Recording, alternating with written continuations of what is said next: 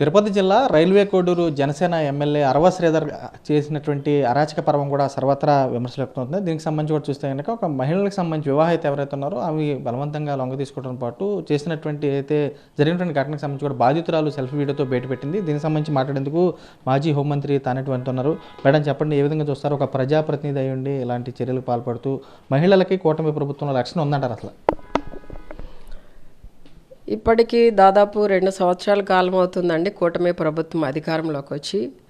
చిన్న లేదు, పెద్ద లేదు, కార్యకర్త అని లేదు, నాయకుడు అని లేదు. ఈ కూటమి ప్రభుత్వం అధికారంలోకి వచ్చిన దగ్గర నుండి ఈ మన ఆంధ్ర రాష్ట్రంలో లా అండ్ ఆర్డర్ అనేది లేకుండా పోయింది. ఎక్కడా కూడా శాంతి భద్రతలకు ఎక్కడా కూడా కనిపించట్లేదు. ఎక్కడ చూసినా కూడా దాడులు, ఎక్కడ చూసినా మహిళల మీద హత్యలు, అత్యాచారాలు. నిజంగా ఇన్ని జరుగుతున్నా కూడా ఈ రోజుకి కూడా మరి ముఖ్యమంత్రిగా ఉన్న చంద్రబాబు నాయుడు గారు కానీ, మరి హోంమంత్రిగా ఉన్న అనిత గారు కానీ ఏ విధమైన చర్యలు కూడా తీసుకోకపోవడం అనేది బాధాకరం. ఇప్పుడే రైల్వే కోడూరు ఎమ్మెల్యే శ్రీధర్ గురించి ఒక మహిళ మరి ఎన్నో కష్టాలు ఓర్చుకుని, ఎన్నో ఇబ్బందులు తట్టుకుని, ఎన్నో బెదిరింపులని దాటుకుని ఈ రోజున ఆమె ధైర్యం చేసి ముందుకొచ్చి తనకి జరిగిన అన్యాయాన్ని ఒక వీడియో రూపంలో నిన్న రిలీజ్ చేయడం జరిగింది.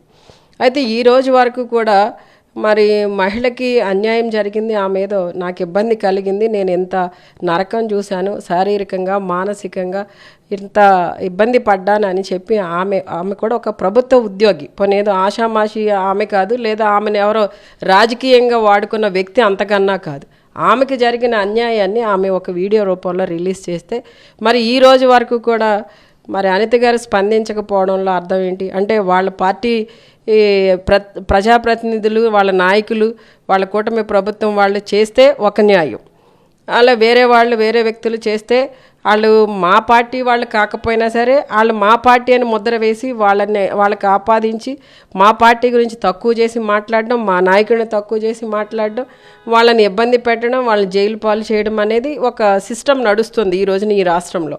అంటే నిజంగా ఈ రోజున ఒక మహిళ ధైర్యంగా ముందుకు వచ్చి సంవత్సరంన్నరగా నేను ఇంత నరకం అనుభవిస్తున్నాను, నేను ఒంటరి మహిళను అవడం వల్ల నన్ను టార్గెట్ చేశాడు, నేను ప్రభుత్వ ఉద్యోగిని, నా బిడ్డను కూడా చంపుతానని నన్ను బెదిరించాడు, నన్ను బలవంతం చేశాడు, బలవంతం చేయడం వల్ల నా బిడ్డను చంపుతాననడం వల్ల ఇన్ని రోజులు నేను నోరు మూసుకుని ఉన్నానని ఆమె బాధను వ్యక్తం చేస్తే ఏం జరిగిందో అనేది కనీసం ఇప్పటి వరకు కూడా మరి పట్టించుకోకపోవడం పట్ల మరి ఒక మహిళ అయి ఉండి హోంమంత్రి మరి ఏం చేస్తున్నారు అనేది మేమందరం కూడా ప్రశ్నిస్తున్నాం.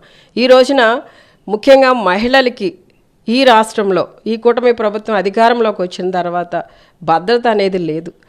ఎక్కడ చూసినా కూడా వాళ్ళ మీద దాడులు, వాళ్ళ మీద అఘాయిత్యాలు, ఆఖరికి సోషల్ మీడియాలో కూడా ఏది పడితే అది మాట్లాడుతున్నారు. కానీ చంద్రబాబు నాయుడు గారు కానివ్వండి, పవన్ కళ్యాణ్ గారు కానివ్వండి ఏమని చెప్పారు, మహిళల మీద ఏదైనా ఇబ్బందికరంగా పోస్ట్ పెట్టినా లేదా మాట్లాడినా వెంటనే చర్యలు తీసుకుంటామని చంద్రబాబు నాయుడు గారు, తాట తీస్తామని పవన్ కళ్యాణ్ గారు మాట్లాడారు. మరి పవన్ కళ్యాణ్ గారు వాళ్ళ పార్టీకి చెందిన ఎమ్మెల్యేనే కదా, మరి ఇంతవరకు ఎందుకు స్పందించలేదు? మరి హోంమంత్రి గారు అనిత గారు ఒక మహిళ కదా, ఒక మహిళకి అన్యాయం జరిగింది, ఆమె మాట్లాడినప్పుడు ఎందుకు స్పందించలేదు? అంటే వాళ్ళకి పబ్లిసిటీ వచ్చే వీడియోల కోసం, పబ్లిసిటీ వచ్చే ఒక టాపిక్స్ని మాత్రం తీసుకుని వాటిని వీడియోలు చేసి వాళ్ళ బ్యాక్గ్రౌండ్ ఏంటో కూడా తెలుసుకోకుండా ఇష్టం వచ్చినట్టు పోస్ట్ చేసుకుని ఏదో పబ్లిసిటీ కోసం చేస్తున్నట్టు అనిపిస్తుంది. ఈ రోజున రాజకీయం అనేది పబ్లిసిటీ చేయడం కోసం కాదండి. మీకు ప్రజలు అధికారాన్ని ఇచ్చారు, అధికారంతో ఎవరైతే ఇబ్బంది పడి మాకు అన్యాయం జరిగిందని వస్తున్నారో మీ దగ్గరికి వాళ్ళకి న్యాయం చేయండి. అంతేగాని ఈ రోజున కనీసం ఆమె వెనకాల ఆమె పరిస్థితి ఏంటి, ఆమెను ఎందుకు ఇబ్బంది పెట్టాడు, ఆమె పెడుతున్న వీడియోలు కానివ్వండి, ఆమె ఇస్తున్న వాట్సాప్ ఎవిడెన్స్లు కానివ్వండి, అవన్నిటిని బట్టి ఎంక్వైరీ చేసి చర్యలు తీసుకోవాలి కదా.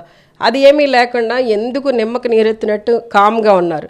ఈ రోజున ఈ ఆంధ్ర రాష్ట్రంలో ఇలాంటి కీచకులు ప్రజాప్రతినిధులుగా ఉన్నంత వరకు కూడా మహిళలకి అనేది రక్షణ అనేది లేకుండా పోయింది కనుక ఈ రోజున ఈ కూటమి ప్రభుత్వం అనేది టోటల్లీ ఫెయిల్ అయ్యిందండి. ప్రజలందరూ కూడా ఎప్పుడెప్పుడు మళ్ళీ జగన్ అన్న ఈ ఆంధ్ర రాష్ట్రానికి ముఖ్యమంత్రి అవుతారు అన్న ఉంటేనే మరి ఆ రోజున దిశ యాప్ ద్వారా ఎంతమంది పోలీసుల సహాయంతో తమను తాము రక్షించుకోవడం జరిగింది, ఎంతమంది మహిళలు కి జగనన్న అండగా ఉండడం వలన అన్నం ఉన్నాడన్న ధైర్యంతో ఆ రోజున ఫ్రెండ్లీ పోలీసింగ్ని తీసుకొచ్చి మరి మహిళలకి అన్ని విధాల అండగా నిలబడింది జగనన్న. ఈ జగనన్న కోసం ఈ రోజున ప్రజలందరూ కూడా మళ్ళీ ఎప్పుడు ముఖ్యమంత్రి అవుతారని ఎదురు చూస్తున్నారు. మన ఆంధ్ర రాష్ట్రంలో ఉన్న ప్రజలందరూ కూడా ఈ రోజున మళ్ళీ జగనన్న ఎప్పుడు ఈ రాష్ట్రానికి ముఖ్యమంత్రి అవుతారని ఎదురు చూస్తున్నారు. ఎందుకంటే నిజంగా జగనన్న ముఖ్యమంత్రిగా ఉన్నప్పుడు మహిళల కోసం, మహిళల యొక్క అభివృద్ధి కోసం, వాళ్ళ అభ్యుదయం కోసం, వాళ్ళ మహారాణులుగా ఉండాలని చెప్పి ప్రతి విధంగా అన్ని విధాలుగా ఎన్నో సంక్షేమ పథకాలు వాళ్ళకి అందించి వాళ్ళని మహిళా సాధికారత సాధించే దిశగా వాళ్ళందరికీ కూడా సపోర్ట్ చేయడం జరిగింది.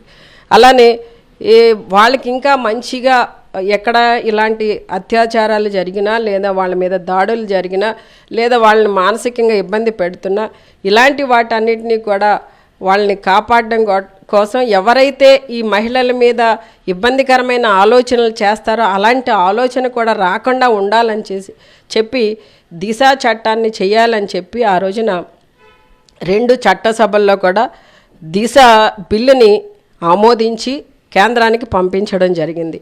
అంటే ఏ విధంగా ఆలోచన చేశారంటే ప్రతి ఒక్క నిమిషం కూడా మహిళలకి ఈ ప్రభుత్వం ఏది జగనన్న ప్రభుత్వం రక్షణ కల్పించే దిశగా ఆలోచన చేశారు. కానీ ఈ రోజున ఈ కూటమి ప్రభుత్వం ఏం చేస్తుందండి, ఒక్క ఈ విషయంలో కూడా ఎక్కడా కూడా మహిళలకి అన్యాయం జరిగినా, మేము ఇబ్బంది పడుతున్నామని రోడ్డు మీదకి వచ్చినా, వాళ్ళ హత్యలకు గురైన, వాళ్ళ అత్యాచారాలకు గురైన, చిన్నపిల్లలు ఇబ్బంది పడినా ఎక్కడా కూడా ఈ ప్రభుత్వం స్పందించట్లేదు. సరికదా, మళ్ళీ వాళ్ళ వ్యక్తులు, వాళ్ళ నాయకులు, వాళ్ళ ప్రజాప్రతినిధులు అక్కడ జరిగిన సిచ్యుయేషన్లో వాళ్ళు కారకులైతే వాళ్ళని ప్రొటెక్ట్ చేసే విధానంలో ఈ ప్రభుత్వం ఉండడం అనేది ఇంకా బాధాకరం. కొన్ని ఇన్సిడెంట్లు చూసుంటారు, ఆల్రెడీ బాధితులపైనే రివర్స్లో కేసులు పెట్టి వాళ్ళని ఇబ్బందులు పెట్టిన ఘటనలు కూడా అదే బయటకు వచ్చి చెప్పుకుందామన్నా కానీ స్వేచ్ఛ లేకుండా పోతుంది. ఏం చూస్తున్నారు? ఎగ్జాంపుల్గా మంత్రి సంధ్యారాణి గారు పిఏ ఉన్నాడండి సతీష్.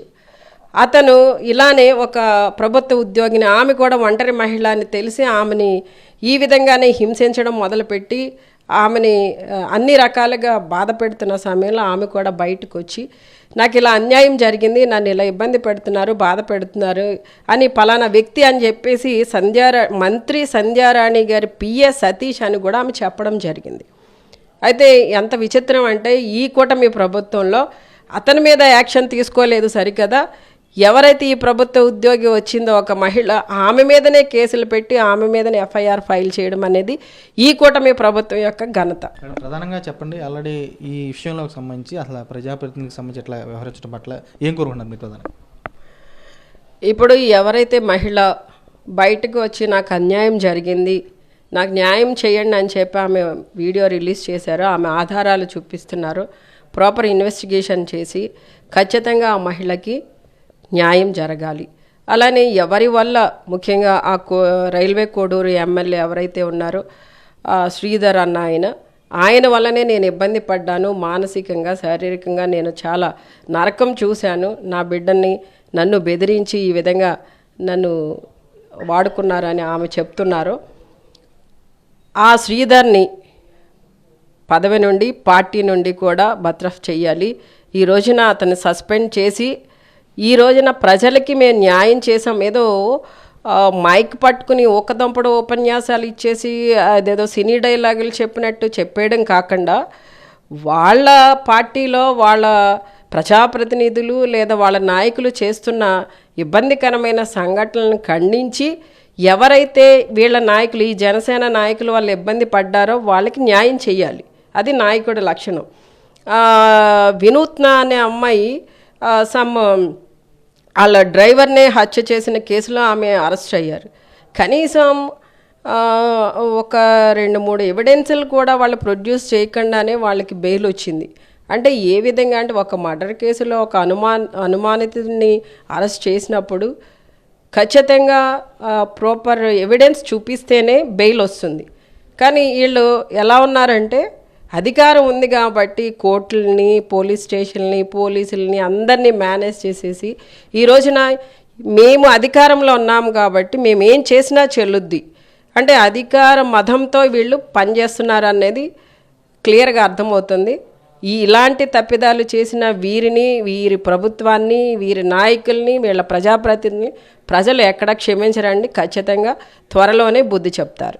చూడొచ్చు క్షేత్రస్థాయిలో కూడా ఏదైతే ఈ ఘటనకు సంబంధించి కూడా రైల్వే కోడూరు ఎమ్మెల్యే ఎవరున్నారో చేసినటువంటి కీచక పరమపై కూడా బాధితురాలికి అండగా నిలబడి అతనిపై చర్యలు తీసుకోవాలి, అతని ఎమ్మెల్యే పదవిని కూడా బర్తరఫ్ చేయాలని చెబుతున్నారు. మరోవైపు చూస్తే క్షేత్రస్థాయిలో కూడా గతంలో తమ హయాంలో చేసినటువంటి దిశ చట్టం కూడా జగన్మోహన్ రెడ్డి మహిళలకు అండగా నిలిచారు. అలాంటి చట్టాలని నిర్వీర్యం చేస్తూ కూడా కూటమి ప్రభుత్వం వచ్చిన తర్వాత రాష్ట్రంలో మహిళలకు రక్షణ కరువైందని చెప్పి మాజీ హోంమంత్రి కూడా స్పష్టం చేసి కూడా కనబడుతుంది.